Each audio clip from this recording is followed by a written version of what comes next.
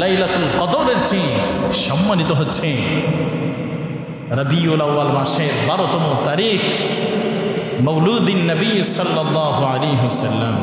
রমজানুল মুবারকে লাইলাতুল কদর নামক রাত্রিটি এত ফজিলত, এত মর্যাদাবান, এত সম্মানিত রাত্রি হয়েছেন পবিত্র কোরআনুল কারীম নাজিল হওয়ার কারণে। সুবহানাল্লাহ। আর কোরআনুল কারীম তো আমার রাসূলকে আল্লাহ পাক হাদিয়া করে দিয়েছেন। সুবহানাল্লাহ। যাকে হাদিয়া দেওয়া হয় তার দাম বেশি হয় না হাদিয়ার দাম বেশি হয়? হাদিয়ার চেয়ে হাদিয়া যিনি পান, যাকে হাদিয়া দেওয়া হয় তার দাম তো বেশি। তো যিনি না আসলে কোরআন নাজিল হতো না, যিনি না আসলে আল্লাহ পাক মানুষকে সৃষ্টি করতো না, যিনি না আসলে আল্লাহ পাক কোনো নবী রাসূলকেই বানাতেন না, তিনি এসেছেন 12ই রবিউল আউয়াল সোমবার সুবহ সাদিকে। বলুন না সুবহানাল্লাহ। তাহলে সেই রাত্রির মর্যাদা লাইলাতুল কদরের চেয়ে মর্যাদাবান কিনা, সম্মানিতবান কিনা? লাইলাতুল কদরের চেয়ে সম্মানিত হচ্ছে রবিউল আউয়াল মাসের 12তম তারিখ মৌলুদিন নবী সাল্লাল্লাহু আলাইহি ওয়াসাল্লাম। ভাইরা আমার নবী নূর নবী মুহাম্মদ সাল্লাল্লাহু আলাইহি ওয়াসাল্লাম কে আমার আল্লাহ পাক तमाम বিশ্ব জগৎ সমূহের জন্য রহমত স্বরূপ প্রেরণ করেছেন। যেমন আল্লাহ তাআলা বলেন, ওয়া মা আরসালনাকা ইল্লা রাহমাতাল লিল আলামিন। হাবিব আমার, দোস্ত আমার মুহাম্মদ সাল্লাল্লাহু আলাইহি ওয়াসাল্লাম, আমি আল্লাহ পাক আপনাকে তামাম বিশ্ব জগৎ সমূহের জন্য রহমত স্বরূপ প্রেরণ করেছি। বলুন না সুবহানাল্লাহ। আমার নবীকে আল্লাহ কত শান ও মান মর্যাদা দিয়েছেন। ভাইরা আমার রাসূলের কেমন পাওয়ার আল্লাহ দিয়েছিলেন। রাসূলুল্লাহ সাল্লাল্লাহু আলাইহি ওয়াসাল্লাম তিনি রাতের অন্ধকারে যেমন দেখতেন তেমন দেখতেন দিনের আলোতেও। বলুন না সুবহানাল্লাহ। অর্থাৎ দিনের আলোতে আমার হাবিব যেমন দেখেছেন তেমনও দেখেছেন রাতের অন্ধকারেও। সুবহানাল্লাহ। আম্মা জান আয়েশা সিদ্দিকা রাদিয়াল্লাহু তাআলা আনহা থেকে হাদিসটি বর্ণিত হয়েছে। জালালউদ্দিন সুয়ুতি তার খাসাইসুল কুবরার ভিতরে হাদিসটি এনেছেন। হযরতে রাসূল করিম সাল্লাল্লাহু আলাইহি ওয়াসাল্লামের প্রিয়তমা স্ত্রী আমাদের আম্মা জান আয়েশা সিদ্দিকা রাদিয়াল্লাহু তাআলা আনহা তিনি বর্ণনা করেছেন, আমার হাবিব নবী মুহাম্মদ সাল্লাল্লাহু আলাইহি ওয়াসাল্লামকে আমার আল্লাহ পাক এত সম্মান, এত মর্যাদা দিয়েছেন, এত পাওয়ার দিয়েছেন। রাসূলুল্লাহ সাল্লাল্লাহু আলাইহি ওয়াসাল্লাম রাতের অন্ধকারে এমন দেখতেন যেমনটি তিনি দিনের আলোতে দেখতে পেতেন। বলুন না সুবহানাল্লাহ। সুবহানাল্লাহ। ভাইরা আমার, বন্ধুরা আমার, রাসূলকে আমার আল্লাহ পাক এত পাওয়ার দিয়েছেন। রাসূল করিম সাল্লাল্লাহু আলাইহি ওয়াসাল্লাম যেমনটি সামনে দেখতে পেতেন তেমনি পিছনেও দেখতে পেতেন। আমরা তো শুধু সামনে দেখতে পাই, ঠিক কিনা? যেদিকে তাকাই সেদিকে দেখি, পিছনে কি হচ্ছে আমরা দেখতে পাই না, ঠিক কিনা বলুন? পিছনে যদি ময়লা লাগে কাপড় আমরা দেখতে পাই। অনেক সময় দেখা যায় অনেক কীট পতঙ্গ শরীরের মধ্যে বসে আমরা দেখতে পাই না। পিছন থেকে আমার এক ভাই এসে বলে, হুজুর আপনার পিছনে তো ময়লা লেগেছে, আপনার পিছনে তো আপনার মাইনজাল বা ইত্যাদি ধরনের বল্লা বসেছে, ঠিক কিনা? আমি দেখতে পাই, আপনিও দেখতে পান না, কিন্তু রাসূল দেখেছেন। সুবহানাল্লাহ। আমরা সেই নবীর উম্মত যে নবী জাগ্রত অবস্থায় যেমন দেখতেন ঘুমাইলেও এমনই দেখতেন। বলুন না সুবহানাল্লাহ। যিনি ঘুমাইলে আল্লাহর ওহী চলে আসতো। সুবহানাল্লাহ। রাসূলুল্লাহ সাল্লাল্লাহু আলাইহি ওয়াসাল্লামের সম্মান মর্যাদার আলোচনা করতে গিয়ে কেন যে এক শ্রেণীর ভাইরা কৃপণতা করেন, আল্লাহর হাবিবের এই সম্মান মর্যাদাগুলো মানুষের সামনে তুলে ধরতে তাদের কেনই যেন কৃপণতা আসে, তারা এগুলি মানুষের সামনে বলে না। যেই কথায় রাসূলের প্রতি আজমাত মহাব্বত তৈরি হবে সেই কথাগুলো মানুষের সামনে তুলে ধরে না। শুধু তারা বিভ্রান্ত করে কিভাবে আল্লাহর হাবিবের শান মান মর্যাদা থেকে, রাসূলের মহব্বত থেকে, রাসূলের ভালোবাসা থেকে, রাসূল থেকে কিভাবে দূরে সরানো যায়। এজন্য তারা দিন রাত মেহনত করে, রবিউল আউয়াল মাস আসলে তারা লেখাপড়া করে, গবেষণা করে, রাত্রি জাগরণ করে কিভাবে রবিউল আউয়াল মাসের সমস্ত অনুষ্ঠানকে, আশিক রাসূলদের যত অনুষ্ঠান আছে, ওয়াজ মাহফিল হোক, মিলাদুন নবী নামে মাহফিল হোক, দোয়া মোনাজাত হোক, র্যালি হোক, সবগুলো কিভাবে বেদাত করা যায়, মানুষকে দূরে সরানো যায়, তারা এই জন্য ব্যস্ত থাকে। ঠিক কিনা বলুন? তারা এই জন্য তারা পড়াশোনা করে, গবেষণা করে। বড়ই দুঃখের বিষয়, বড় পরিতাপের বিষয়, বড় কষ্টের বিষয় যে তারা আল্লাহর হাবিবের শান মান মর্যাদার আলোচনা খুঁজে পায় না, অথচ তারা সিরাতের কথা বলে। আর সিরাতের যত কিতাব আছে, আল্লাহর হাবিবের জন্ম থেকে, আল্লাহর হাবিবের শুভাগমন থেকে শুরু করে সমস্ত জীবনীটা সুন্দরভাবে তুলে ধরেছেন। সুবহানাল্লাহ, সুবহানাল্লাহ। সিরাতের কথা বলে, সিরাতুন নবী নামে মাহফিল করে, এটা বেদাত হয় না। কিন্তু সিরাতুন নবী নামে যে মাহফিল, সিরাতের যত কিতাব আছে সব আলোচনা, সব জীবনী লিখতে গিয়ে যারা লেখক তারা তো মিলাদুন নবী দিয়েই শুরু করেছে। বলুন না সুবহানাল্লাহ।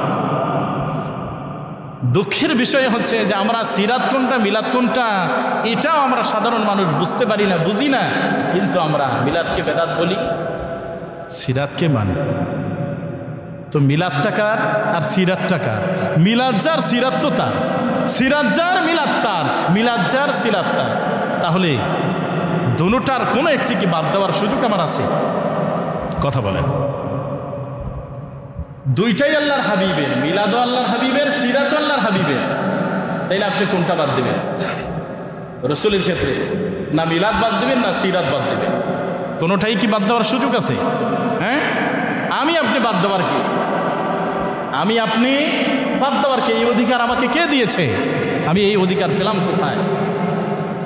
মিলাদুন নবীর আলোচনা পায় না কোরআন হাদিস, অথচ সূরাতুল আলী ইমরানের 81 নম্বর আয়াতে কারিমার তাফসির খুললে আপনি বিস্তারিত মিলাদুন নবীর আলোচনা পেয়ে যাবেন। খুলেন না বিভিন্ন তাফসির। আল্লাহ নবীদেরকে নিয়ে মাহফিল করেছে, তাদেরকে নিয়ে, নবীদেরকে নিয়ে আল্লাহ পাক মাহফিল করেছেন।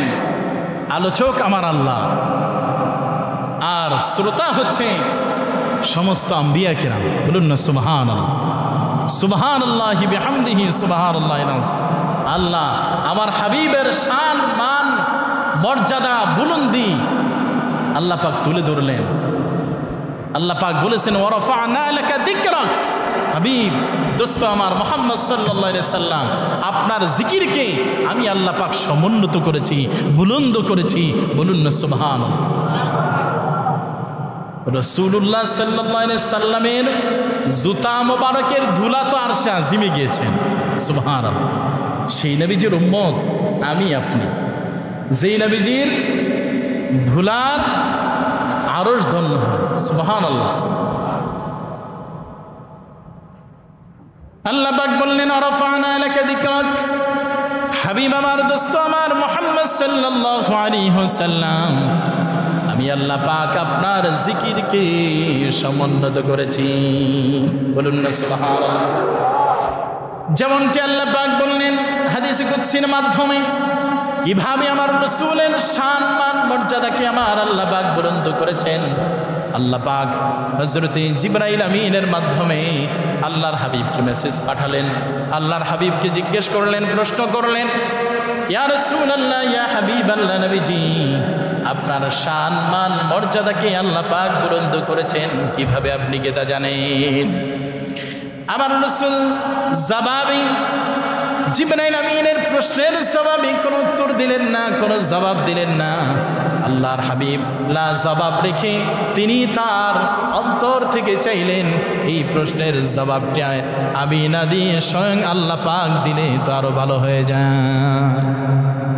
সঙ্গে সঙ্গে তাৎক্ষণিক আমার রাসূল সাল্লাল্লাহু আলাইহি সাল্লামের শান মান মর্যাদাকে আল্লাহ পাক কিভাবে বুলন্দ করেছেন হাদিসে কুদসির মাধ্যমে আমার আল্লাহ পাক জানিয়ে দিলেন, ইদা দুকিরতু দুকিরতা মাই। বলুন না সুবহানাল্লাহ। হাবিব মুহাম্মদ সাল্লাল্লাহু আলাইহি ওয়াসাল্লাম, আমি আল্লাহ পাক আপনার শান মান মর্যাদাকে বুলন্দ করেছি। যেখানে আমি আল্লাহর জিকির সঙ্গে আপনি রাসূলের জিকির, যেখানে আমি আল্লাহর নাম সঙ্গে আপনি রাসূলের নাম, যেখানে আমি আল্লাহকে ডাকা হবে সঙ্গে আপনি রাসূলকে ডাকা হবে, কি আরশ আজিমে, লৌহ কলমে, সিদরাতুল মুনতাহায়, লা মাকাম লা জামান, এমন কোন সৃষ্টি জগৎ নাই যেখানে আমি আল্লাহর জিকির হয় না সঙ্গে আপনি রাসূলের জিকির হয় না। বলুন না সুবহানাল্লাহ। ভাইয়েরা আমার, বন্ধুরা নিয়ে আমার, তো আমার ওই ভাইয়েরা এই আলোচনাগুলি করে না। তারা বলে রাসূলুল্লাহ সাল্লাল্লাহু আলাইহি ওয়াসাল্লামের মিলাদ আপনারা পেলেন কোথায়? অথচ তিরমিজি শরীফে একটি বাব কায়েম করেছেন ইমামে তিরমিজি। কে? সিয়াসিত্তার একটি কিতাব, কিতাবের নাম তিরমিজি শরীফ। যেমন বুখারী, মুসলিম, এরকম একটি কিতাব হচ্ছে তিরমিজি শরীফ। তিরমিজি শরীফের মধ্যে একটি বাব কায়েম করেছেন, একটি অধ্যায় এসেছে, বাবু মা জা ফি মিলাদিন নবী সাল্লাল্লাহু আলাইহি ওয়াসাল্লাম। বলুন না সুবহানাল্লাহ। একটা পরিচ্ছেদ এসেছে, সেখানে কতগুলো হাদিস ইমাম তিরমিজি এনেছেন, আর এই কানার দলেরা খুঁজে পায় না। বড় দুঃখের বিষয়, তারা খুঁজে পায় না আমার রাসূল নূর। অথচ আমার রাসূল সাল্লাল্লাহু আলাইহি ওয়াসাল্লামের আপন চাচাতো ভাই ইবনে আব্বাস রাদিয়াল্লাহু তাআলা আনহু, তিনি বর্ণনা করেছেন আমার হাবিব নূর নবী মুহাম্মদ সাল্লাল্লাহু আলাইহি সাল্লামের নূর মোবারকের বিষয়ে। হযরত আব্বা ইবনে আব্বাস রাদিয়াল্লাহু তাআলা আনহু বলেন, ইদা তাকাল্লামা রুয়াকান নূর, রাসূলুল্লাহ সাল্লাল্লাহু আলাইহি ওয়াসাল্লাম যখন কথা বলতেন, আল্লাহর হাবিবের সামনের দুই দাঁতের ফাঁক দিয়ে নূর বের হতো। বলুন না সুবহানাল্লাহ। ইদা তাকাল্লামা রুয়াকান নূর ইখরুজু মিন বাইনি সানায়া। সুবহানাল্লাহ। রাসূল যখন কথা বলতেন, রাসূলের দাঁত মোবারক থেকে নূর বের হতো, সাহাবীরা দেখেছেন। বলুন না সুবহানাল্লাহ। যার মেয়ে বিবাহ করার কারণে হযরত ওসমান রাদিয়াল্লাহু তাআলা আনহু হয়েছেন দুই নূরের অধিকারী, ওসমান জিন নূরাইন। বলুন না সুবহানাল্লাহ। মেয়েরাই নূর, দুই মেয়েকে বিবাহ করার কারণে দুই নূরের অধিকারী ওসমান রাদিয়াল্লাহু তাআলা হলেন। আর রাসূলুল্লাহ সাল্লাল্লাহু আলাইহি ওয়াসাল্লামকে তারা মাটি খুঁজে, কিভাবে রাসূলকে মাটি বলা হতো, কিভাবে রাসূলকে মাটির সৃষ্টি বলা যায়, এজন্য তারা পড়াশোনা করে। বিষয়টা খুব আশ্চর্যজনক, বড় চিন্তার বিষয়। আমরা যতটুকু সময় কিতাব পড়ার চেষ্টা করি, গবেষণা করি, আমাদের চিন্তাটাই থাকে আল্লাহর হাবিবের শান মান মর্যাদার আলোচনা আল্লাহ পাক কোথায় করেছেন, কোন কিতাবে, কোন আয়াতে, কোন হাদিসে আমার হাবিবের শান মান মর্যাদা বুলন্দি হয়েছে, আল্লাহর হাবিবের মর্যাদা প্রকাশ হয়েছে, আল্লাহর হাবিবের সম্মান আল্লাহ বৃদ্ধি করেছেন। আমরা খুঁজি এই হাদিসগুলো, আমরা পড়ি ওই আয়াতগুলো, আমরা পড়ি ওই তাফসীরের বিষয়গুলো, আর তারা খুঁজে রাসূল কিভাবে মাটি বানাতো। নাউজুবিল্লাহ বলবেন। চিন্তাটা কেমন? তারা পড়াশোনা করে রাসূল কিভাবে সাধারণ বলা যায়। নাউজুবিল্লাহ বলবেন। যেই রাসূল ঘুমাইলে ওযু ভাঙতেন না, আমি আপনি ঘুমাইলে ওযু থাকে? কথা বল, ওযু থাকবে? ওযু ভঙ্গের যে কারণ আছে, ঘুমাইলে ওযু থাকে? চিত বা কাত হয়ে হেলান দিয়ে ঘুমাইলে ওযু তো ভেঙে যায়, কিন্তু আমার রাসূল ঘুমাইলে ওযু ভাঙতেন না। তুমি ঘুমাইলে, ঘুমের পরে জিজ্ঞেস করলে তুমি বলতে পারো না তুমি কতক্ষণ ঘুমাইছো, ঘড়ি না দেখলে তুমি বলতেই পারো না, বুঝতে পারো না ঘুমের মধ্যে সময়টা তোমার কিভাবে কেটেছে, ঘুমের মধ্যে শরীরের কাপড় চোপড় তোমার ঠিকঠাক ছিল কিনা, বলতে পারি আমরা? কথা বলে আল্লাহর হাবিবের ওযু ভাঙতেন না। রাসূল জাগ্রত অবস্থায় যেমন দেখতেন, ঘুমাইলেও রাসূল দেখতে পাইতেন। সুবহানাল্লাহ। আমার রাসূল সামনে যেমন দেখেছেন, পিছনেও তেমন দেখেছেন। সুবহানাল্লাহ। আমার হাবিব দিনে যেমন দেখেছেন, রাত্রেও তেমন দেখেছেন। সুবহানাল্লাহ। প্রত্যেকটি হাদিস আম্মা যারা আয়েশা সিদ্দিকা রাদিয়াল্লাহু তাআলা আনহা থেকে হাদিস এসেছে, একাধিক হাদিস এসেছে বিভিন্ন সাহাবী থেকে বিভিন্ন কিতাবে। রাসূল রাতে যেমন দেখতেন দিনেও তেমনই দেখতেন, অর্থাৎ দিনে যেমন দেখতেন রাসূল রাতেও তেমন দেখেছেন। বলুন না সুবহানাল্লাহ, সুবহানাল্লাহ। আমার রাসূল তো তিনি যিনি স্বয়ং আল্লাহর সাথে দিদার করেছেন। সুবহানাল্লাহ। আল্লাহ পাক আল্লাহর পরিচয় তুলে ধরতে গিয়ে রাসূলের মাধ্যমে আল্লাহ তার পরিচয় তুলে ধরে। আল্লাহ কত মহব্বত, কত ভালোবাসা, রাসূলের সম্মানকে উঁচু করলেন। আল্লাহ নিজের পরিচয় দিতেছেন, তখন বলেন কুল হুয়াল্লাহু আহাদ। পুরা সূরা ইখলাসটাই তো আল্লাহর আলোচনা। আল্লাহ পাক এক, আল্লাহর কোনো শরীক নাই, আল্লাহ কাউকে জন্ম দেন নাই, আল্লাহ কারো থেকে জন্মগ্রহণ করেন নাই, আল্লাহ কারো মুখাপেক্ষী না, এই আলোচনা। কিন্তু তার পূর্বে প্রথমেই আল্লাহ হাবিবের আলোচনা আনলেন। বলুন না সুবহানাল্লাহ। তো রসুলকে আল্লাহ কোথাও বাদ দেন নাই। এই ব্যাককেলেরা, এই ধান্দাবাজ মৌলবীগুলো আল্লাহর হাবিবের নাম কালিমা শরীফ থেকে কাটতে যায়, আছে না নাই? কয় কালিমা তৈয়বার ভিতরে লা ইলাহা ইল্লাল্লাহ মুহাম্মাদুর রাসূলুল্লাহ এটা লেখা যাবে, অথচ ইমাম জালালউদ্দিন সুয়ুতী খাসাইসুল কুবরার ভিতরে এসেছে, তিনি এনেছেন আল্লাহর হাবিব নূর নবী মুহাম্মদ সাল্লাল্লাহু আলাইহি সাল্লামের যে নাম, আল্লাহর নামের সাথে হযরত আদম আলাইহিস সালাম তিনি দেখেছেন জান্নাতের গেটে। হযরত আদম আলাইহিস সালাম তিনি যখন আসলেন সন্দ্বীপে, ভারতে, এখন তো শ্রীলঙ্কা, তো শ্রীলঙ্কার সন্দ্বীপে পাহাড়ের যখন আসলেন, হযরতে আদম আলাইহিস সালামকে জিবরাইল আমিন এসে আজান শেখালেন, আজান শোনালেন। আল্লাহু আকবার, আল্লাহু আকবার, আশহাদু আল্লা ইলাহা ইল্লাল্লাহ ওয়া আশহাদু আন্না মুহাম্মাদার রাসূলুল্লাহ সাল্লাল্লাহু আলাইহি সাল্লাম। এখানে আল্লাহর নামের সঙ্গে রাসূলের নাম আছে না নাই? হ্যাঁ, আপনি খাসাইসুল কুবরা পড়েন, এই কিতাবের ভিতরে আছেন। আপনি আপনার চোখে সমস্যা, এইটা তো আপনার দোষ, এটা তো আপনার সমস্যা, কিতাবে নাই, বিষয়টা তো সঠিক হলো না। হ্যাঁ, কিতাবে নাই, এই কথাটা কি সঠিক হলো? একজন রাস্তায় চলতেছে, হ্যাঁ, সামনে ধরেন কথার কথা, এই যে এই রাস্তার যে বেহাল অবস্থা, আর অন্ধ মানুষ যদি এই রাস্তায় হাঁটে, ইট বা খোয়ার সাথে বেজে পড়ে যাইতে পারে কি? হ্যাঁ, আর আমরা যারা চোখ আছে হাঁটাহাঁটি করি, আমরা তো পড়ি না, ঠিক কি না? তাহলে রাস্তায় হাঁটতে গিয়ে যদি উনি পড়ে যায়, এটা তো ওনার চোখে সমস্যা, কারণ উনি চোখে দেখতে পায় না। রাস্তা যে ভাঙ্গাচোরা, উনি অন্ধ, দেখতে পায় না, এটা ওনার সমস্যা না। হ্যাঁ না, রাস্তার বিষয়গুলি হলো আল্লাহর হাবিব রাসূলুল্লাহ সাল্লাল্লাহু আলাইহি সাল্লামের সম্মান মর্যাদা দিয়ে পুরা কোরআনুল কারীমকে আল্লাহ পাক ভরে দিয়েছেন। হাদিসের কোন বিষয়ে যাবেন যেখানে আল্লাহর হাবিবের শান নাই, মান নাই, মর্যাদা নাই? আল্লাহ পাক কোথায় আল্লাহর হাবিবের সম্মান খাটো করেছেন এমন একটি আয়াত কোরআনুল কারীমে আছে যে রাসূলুল্লাহ সাল্লাল্লাহু আলাইহি সাল্লামের সম্মানকে আল্লাহ খাটো করেছেন? একটি আয়াত আপনি পাবেন না, একটি হাদিস আপনি পাবেন না।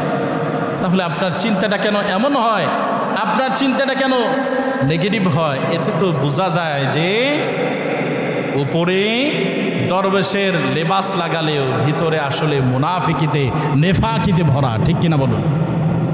ভিতরে কি ভরা? নেফাকিতে ভরা। যেমন হযরতে রাসূলুল্লাহ সাল্লাল্লাহু আলাইহি সাল্লামের সময় ছিল আব্দুল্লাহ বিন উবাই বিন সুলুল, মুনাফিকদের লিডার ছিল।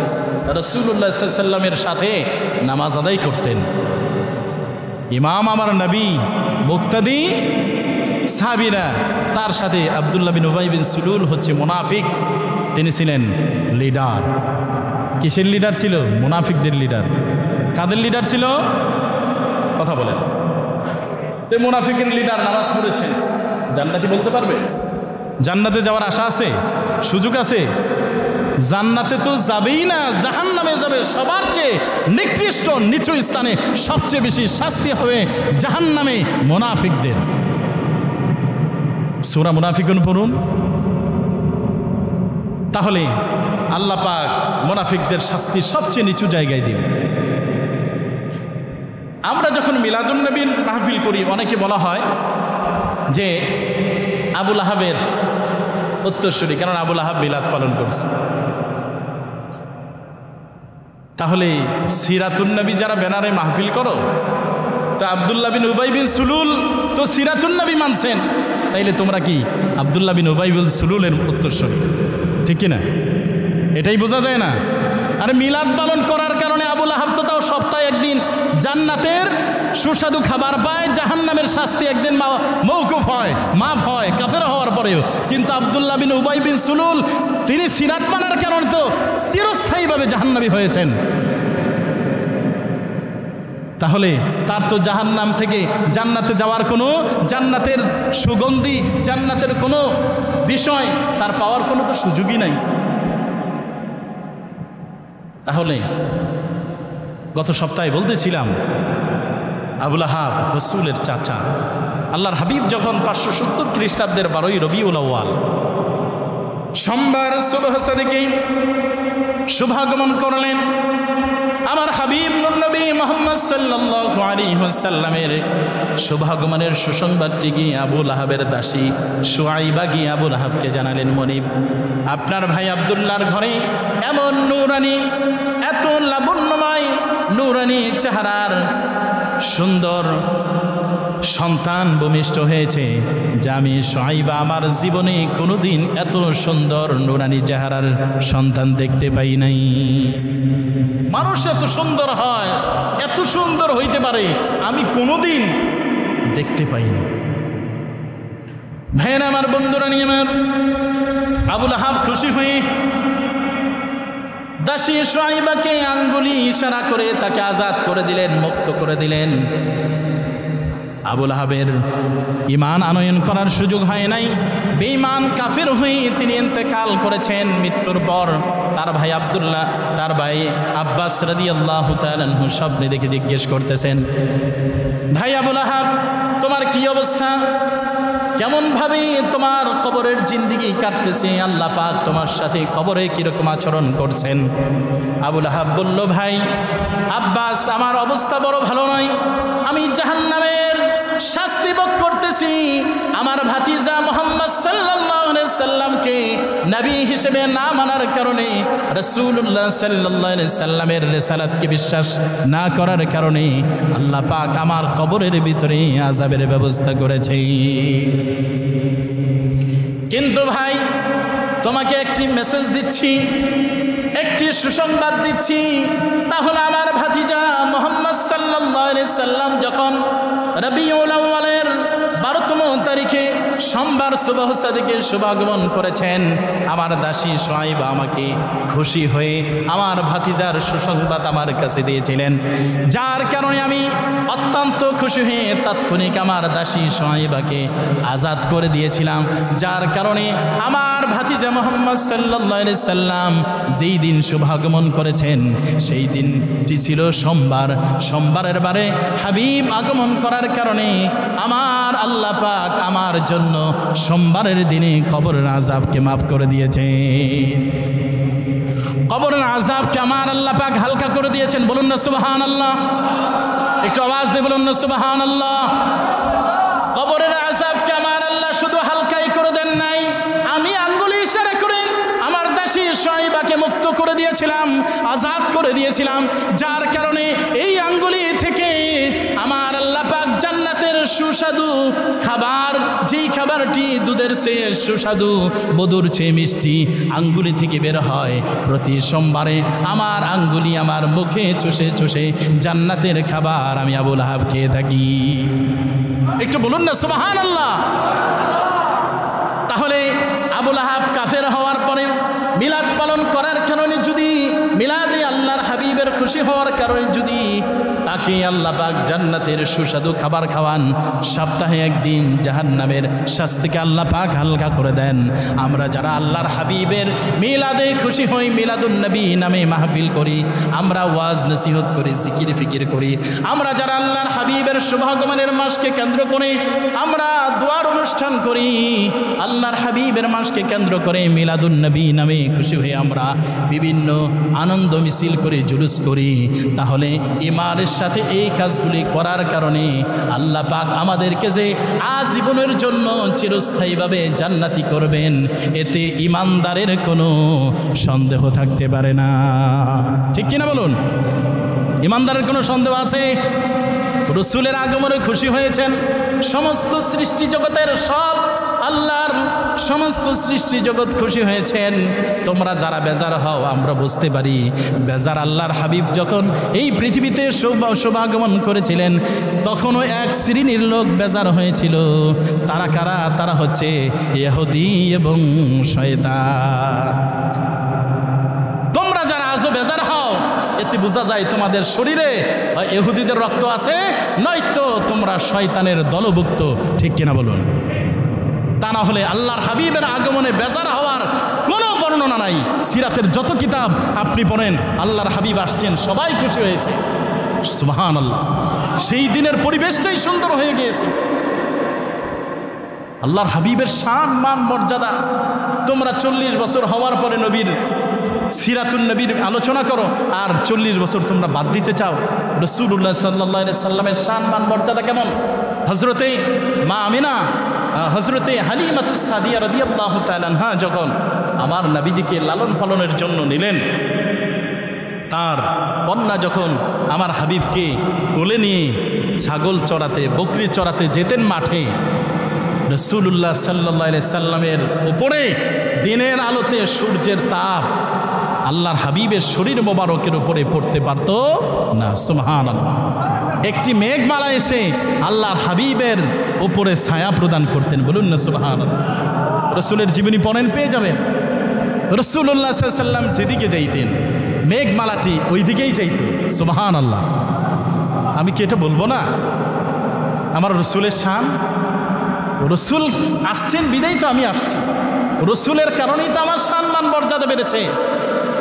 রাসূলুল্লাহ সাল্লাল্লাহু আলাইহি সাল্লামের মা আমেনা তিনি কূপ থেকে যখন পানি তুলতে গেতেন, আল্লাহর হাবিব যখন মা আমেনার রেহেমে, মা আমেনার গর্বে, তখন ওই অবস্থায় যখন তিনি কূপ থেকে পানি তুলতে যাইতেন, কূপের পানি নিচ থেকে উপরে উঠে যাইত, আমেনা তার কলসি ভরে পানি নিয়ে আসতেন। বলুন না সুবহানাল্লাহ।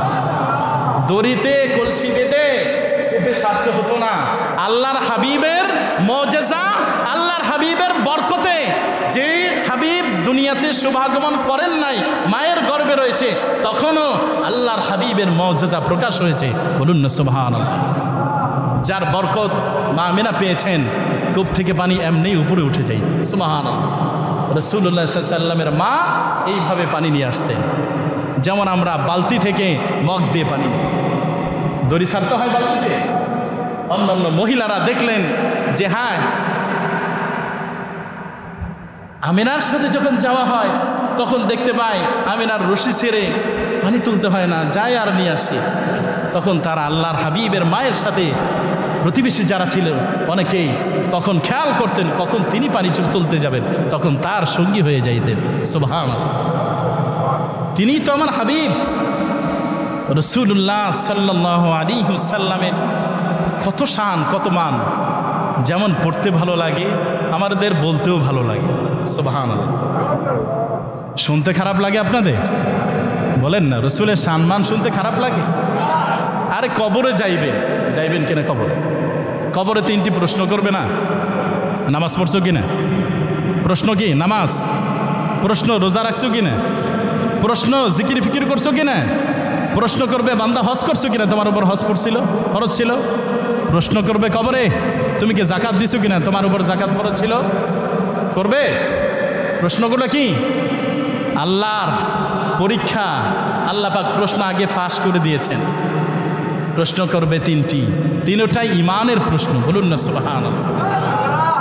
সর্বশেষ প্রশ্নটা আমার হাবিবকে দেখিয়ে বলা হবে, মান হাজার রাজুল, ইনি সম্পর্কে তোমার দুনিয়ায় কি বক্তব্য ছিল।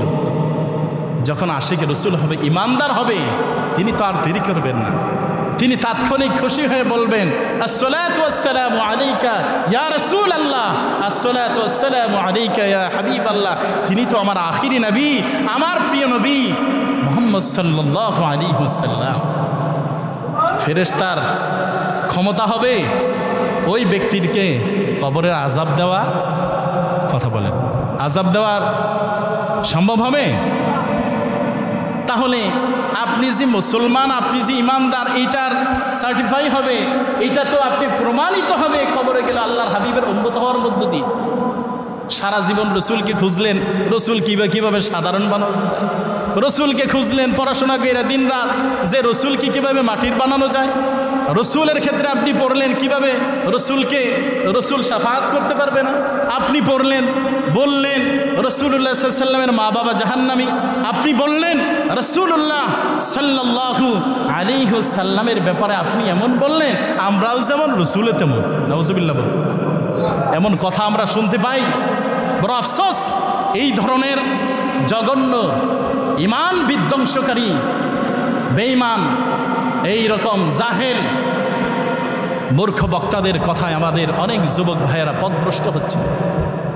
তো রসুলের সম্মানের আলোচনা, এই যে এক বক্তা কিছুদিন আগে বলল রসুল্লাহ সাল্লাল্লাহু আলাইহি সাল্লাম কে দেখলে জাহান্নাম হারাম হবে, এইরকম কোন হাদিস তিনি পেলেন। অথচ সম্ভবত তিরমিজি শরীফের 3858 নম্বর হাদিস স্পষ্ট রসুল বলেছেন, লা ইয়ামাসসুন্নার মুসলিমান রাআনি আও রাআ মান রাআনি। গুগলে সার্চ দিলে পেয়ে যাবে। যদি সংখ্যাটা এদিক ওদিক হয় আমাকে জিজ্ঞেস করবেন, আমি আবার পরিষ্কার করে বলে দিব। আপনি দেখবেন পরিষ্কার হাদিস, লা ইয়ামাসসুন্নার মুসলিমান রাআনি আও রাআ মান রাআনি। বলুন না সুবহানাল্লাহ। যেই মুসলমান আমি রসুলকে স্বপ্নে দেখলো, আল্লাহ পাক তার জন্য জাহান্নামের শাস্তিকে মাফ করে দিবেন। বলুন না সুবহানাল্লাহ। শুধু তাই নয়, যে আমি রসুলকে দেখেছে তাকেও যে দেখবে তার আযাবকে আল্লাহ মাফ করে দিবেন। বেটারা রসুলের সম্মান বুঝো না, বুঝবা কেমনে? চোখে তো ওই রকম চোখ আছে কিন্তু অন্ধ, ওর সামনে যাই দেন ও কেমনে বুঝবো এটা কি দিছে? এই জন্য রসুল্লাহ সাল্লামের সম্মান মর্যাদার আলোচনা করে শেষ করা যাবে না। রসুল্লাহ সাল্লাল্লাহু আলাইহি সাল্লামের সম্মান মর্যাদা নিয়ে যত আলোচনা করবেন, আসলে বলতে গেলে আল্লাহর হাবিবের একটি আমল আছে, কেউ যদি করে সকালে সারাদিন তার কোনো ক্ষতি হবে না, তিনি মৃত্যু বরণ করবে না। কেউ যদি পরে মাগরিবের পরে সারাদিন সারা রাত তার মৃত্যু হবে না, কোনো সমস্যা হবে না। তার যেই দিন মৃত্যু হওয়ার কথা সেই দিন মৃত্যু হবে, তিনি ওই দিন আমলটা করতে পারবেন। এখানে দুরূদ সালামের মধ্য দিয়ে কিছু আমল আছে, কিন্তু সব জায়গায় তো সব সারলে মূল্য নাই। আমি মোটরসাইকেল চালাই, 2বার অ্যাক্সিডেন্ট করছি, কিন্তু পরবর্তীতে আমি এই আমলটা যখন পাইলাম, আমলটা যখন করি, আজ থেকে 3-4 বছর প্রায় হয়ে যায়, আল্লাহর রহমতে যে আমার এই ধরনের কোনো সমস্যা হয় নাই। আমি অনেক দৌড়াদৌড়ি করি, আল্লাহ পাক হেফাজত করেন। এটা কোনো ক্রেডিট নাই, এটা কোনো অহংকারের বিষয় না, এটা আল্লাহর হাবিবের দুরূদ সালামের আমলের বরকত, এটা আল্লাহর হাবিবের বরকত। এই জন্যে দুরূদ সালাম যত পড়বেন সম্মান মর্যাদা তত বাড়বে দুনিয়া এবং আখিরাতে। আল্লাহ পাক আমাদেরকে সঠিক বুঝার তৌফিক দান করেন। আমরা আল্লাহর হাবিবের শানে বেশি বেশি দুরূদ সালাম পাঠ করব, যে যেভাবে পড়ে পড়তে দিবেন, কিন্তু না পড়েন নিষেধ করবেন না। রসুলের মিলাদ পড়েন না, সমস্যা নাই, না পড়লেন আরেক ভাই পড়ে বিরোধিতা করবেন না। অনুষ্ঠানটাই আল্লাহর হাবিবের জন্য, যেই অনুষ্ঠান আল্লাহর হাবিবের জন্য, এটা আল্লাহ পাক মকবুলের, আল্লাহ পাক কবুল করবেন, এতে কোনো সন্দেহ নাই। কারণ আল্লাহর হাবিব যেই দলে আল্লাহ সেই দলে, রসুল যেখানে আল্লাহ সেখানে। রসুল গারে সুরে, আল্লাহ কোরআন পাঠাইছে গারে সুরে। রসুল মক্কায়, আল্লাহ কোরআন পাঠাইছে মক্কায়। রসুল মদিনায়, আল্লাহ কোরআন পাঠাইছে মদিনায়। রসুলকে আসতে হয় নাই কোরআন নেওয়ার জন্য মক্কায়, রসুলকে আসতে হয় নাই, যেতে হয় নাই মদিনায়। রসুল গিয়েছে, কোরআন গিয়েছে। সুবহানাল্লাহ। আল্লাহ পাক আমাদেরকে সঠিক বুঝার তৌফিক দান করেন।